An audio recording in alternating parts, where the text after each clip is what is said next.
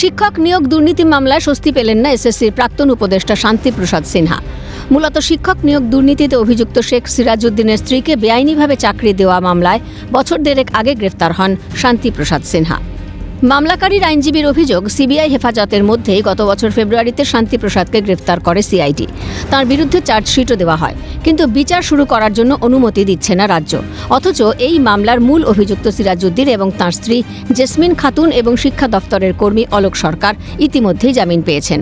মূল অভিযুক্তই অ্যাপয়েন্টমেন্ট লেটারে সই করেছিলেন, কিন্তু শান্তিপ্রসাদ কোথাও সই করেননি। তাই শান্তিপ্রসাদ সিনহার জামিন পাওয়ার যোগ্যতা রয়েছে।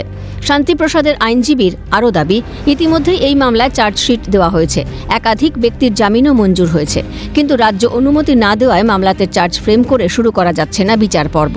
এরপরই শান্তিপ্রসাদ সিনহার জামিনের আবেদনের শুনানি পিছিয়ে দেওয়ার কথা জানান বিচারপতি শুভ্রা ঘোষ। বিচারপতি ঘোষ রাজ্যের আইনজীবীর কাছে জানতে চান, শিক্ষা দফতরের কর্মীদের বিরুদ্ধে চার্জ ফ্রেম শুরু করার বিষয়ে রাজ্যের মুখ্য সচিব কবে অনুমতি দেবেন। মামলার পরবর্তী শুনানির দিন 19শে মে। একে একে শিক্ষক নিয়োগ দুর্নীতি মামলায় অনেকেই জামিন পেলেও অস্বস্তিতে শান্তিপ্রসাদ সিনহা। এখন অপেক্ষা 19শে মে পর্যন্ত।